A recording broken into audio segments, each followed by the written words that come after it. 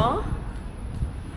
I am out riding today on the 4th of July, 2019, and it gives me a lot of time to think. Riding is my personal expression of independence, my freedom.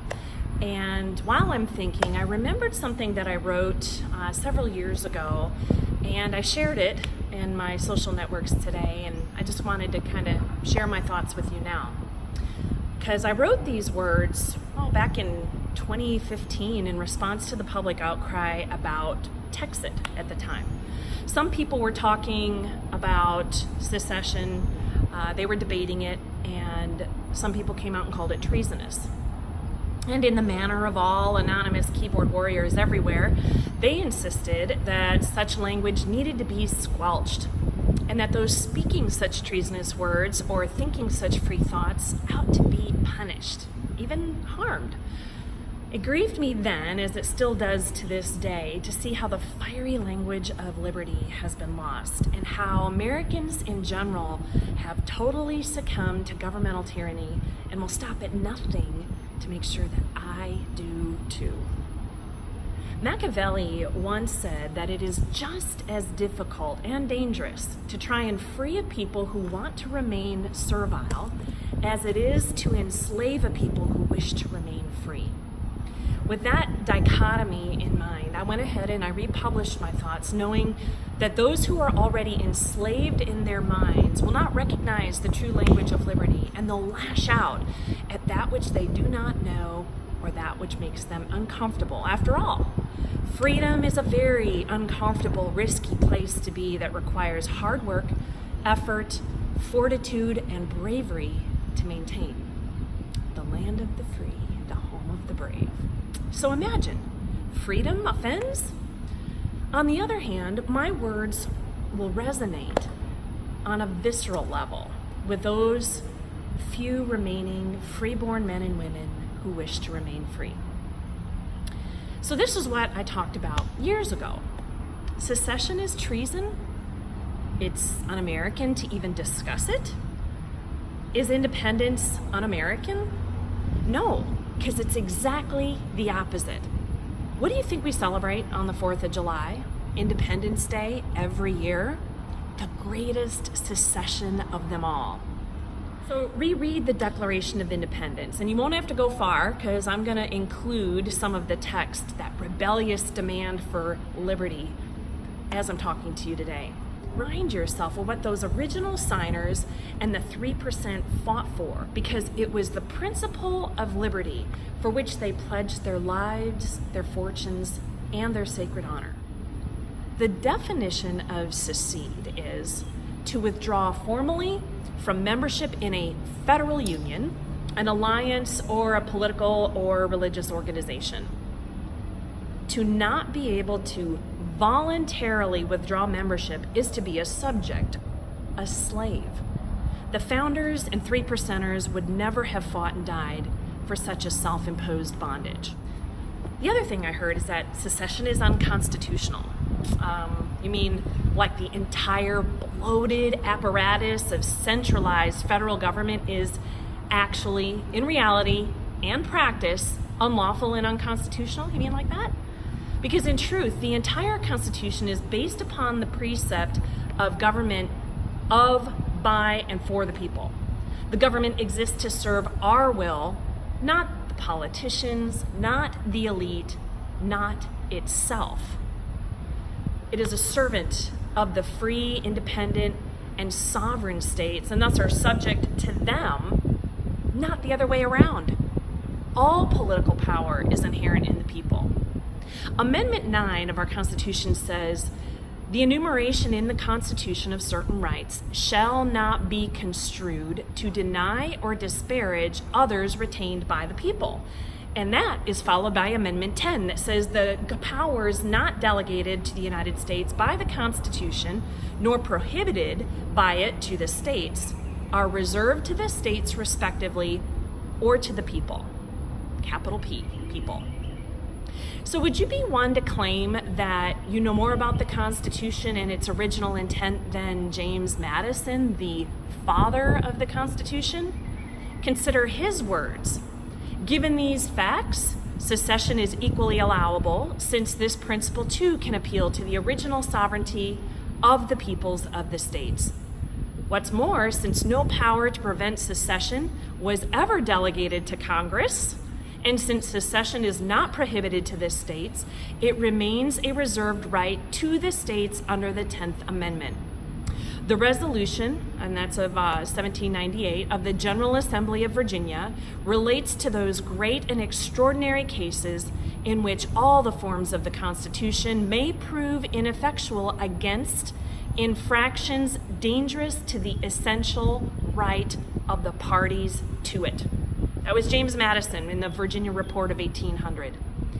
So let's move on. Would you counter Thomas Jefferson, whom historians consider a pole star among political philosophers because he based his politics on the eternal, self-evident, fundamental truths that all men are created free and equal, and that they are endowed by their Creator with certain inherent and inalienable rights, among which are life, liberty, and the pursuit of happiness.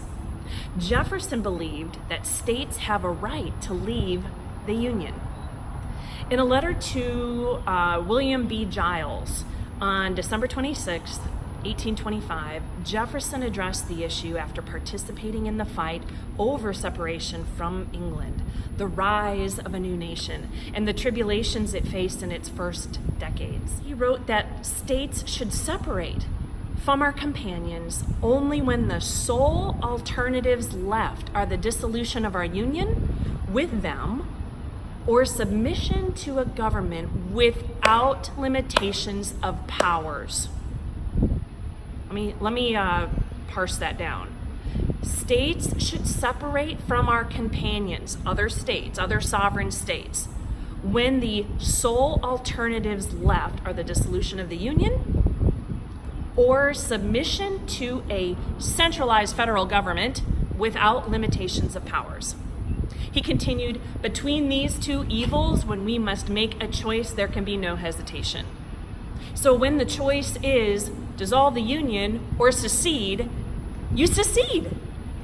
You secede. You do not submit to a government without limits, and you do not hesitate.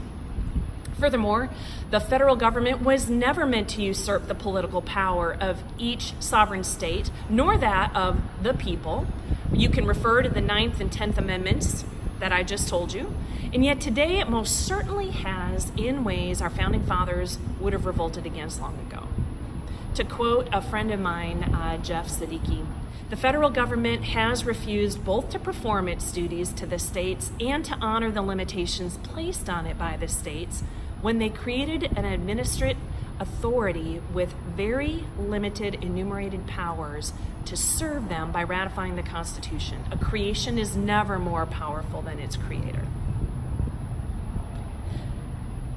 One of my favorite founding fathers, Patrick Henry, said, "The Constitution is not an instrument for the government to restrain the people.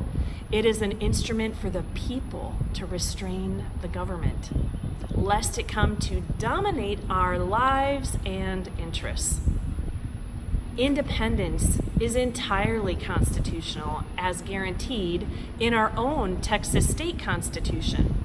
In fact, Section 1, it's entitled Freedom and Sovereignty of State in the Texas State Constitution.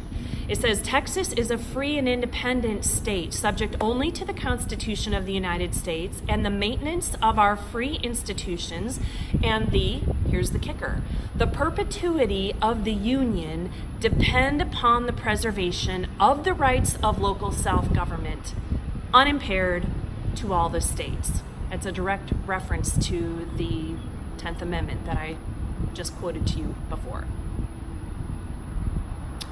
There is a Section 2 in the Texas State Constitution, and it's entitled Inherent Political Power, Republican Form of Government.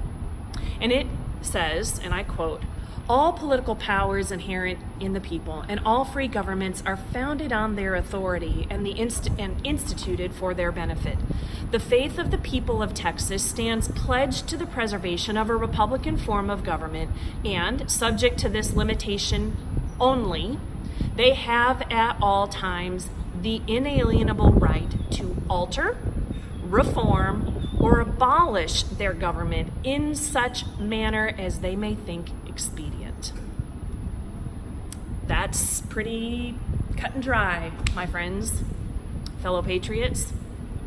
You can also reference the powerful and awe-inspiring words of the U.S. Declaration of Independence itself. To me, this is where it is enshrined, this is our legacy right here. To serve these rights, and they were enumerated earlier in the Declaration of Independence, governments are, and they're, by the way, natural divine rights, natural rights from our Creator. To secure these rights, governments are instituted among men, deriving their just powers from the consent of the governed. That whenever any form of government becomes destructive to these ends, it is the right of the people to alter or to abolish it and to institute new government, laying its foundation on such principles and organizing its power in such form as to them shall seem most likely to affect their safety and happiness. Prudence, indeed, will dictate that governments long established should not be changed for light and transient causes. It's not supposed to be easy. And accordingly, all experience has shown that mankind are more disposed to suffer, while evils are still sufferable, than to right themselves by abolishing the forms to which they are accustomed. In a long train of abuses and usurpations, pursuing invariably the same object, evinces a design to reduce them under absolute despotism. It is their right, it is their duty to throw off such government and to provide new guards for their future security. Y'all, that's what was fought for in the American Revolution. That is what we shoot off fireworks for. Here we are, generations later, celebrating the 4th of July. That's what we celebrate today. So perhaps those rebellious words make you extremely uncomfortable. Perhaps you would never have even agreed to sign such a rebel declaration then or today. That's okay. Be you. To be so indoctrinated in thought and enslaved mind is akin to a Stockholm syndrome and is entirely historically predictable and easily understood. Every liberty movement faces its fiercest opposition from those who so desperately want to preserve their own bonds, and everyone else's too. After all, the Founding Fathers had their Honorable John Dickinson, and today we have you. For those of you still thinking and analyzing and studying these constitutional liberty precepts, consider the Texas Declaration of Independence one more, which cites self-preservation as a divine right.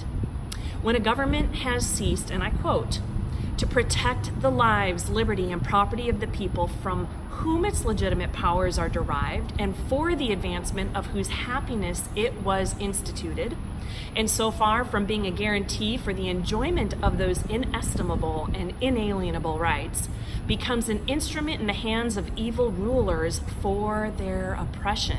In such a crisis, the first law of nature, the right of self-preservation. So let me repeat.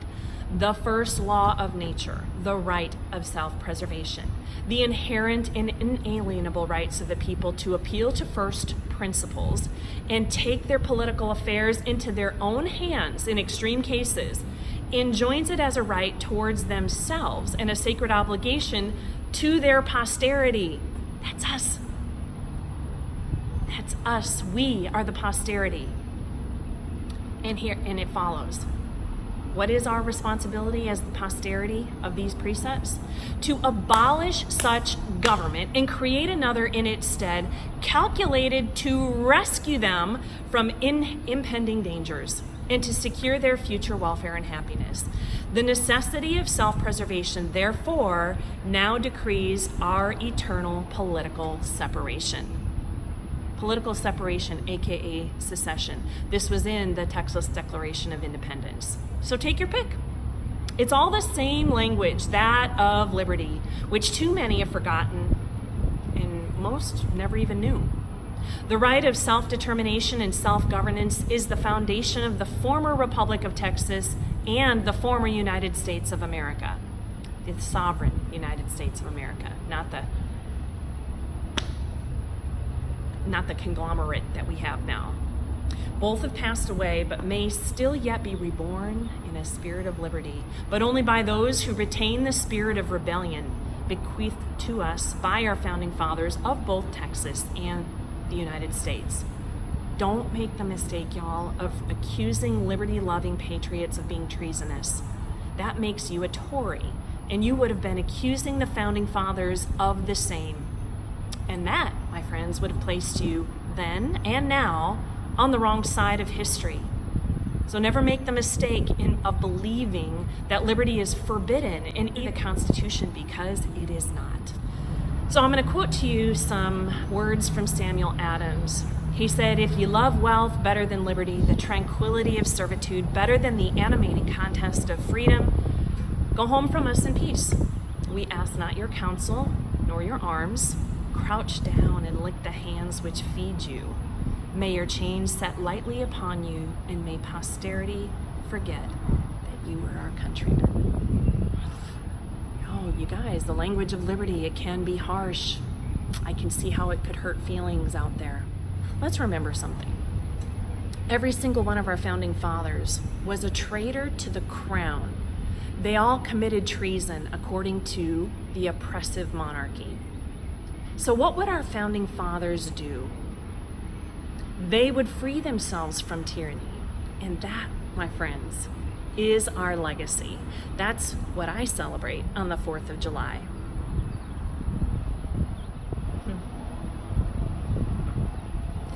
So in closing, I want to remind you of one of the lines in the Texas Declaration of Independence that I believe is so true today, and as true today as it was then. Just with one small tweak, I'm going to change the word or the reference to Mexicans in this line to Americans so that it reads for all of us. "We are therefore forced to the melancholy conclusion that the American people have acquiesced in the destruction of their liberty, that they are unfit to be free and incapable of self-government." As some Texans would say, them's fightin' words, y'all. And indeed, such is the powerful language of true liberty, gone and almost forgotten. That, my friends, is how you start a revolution.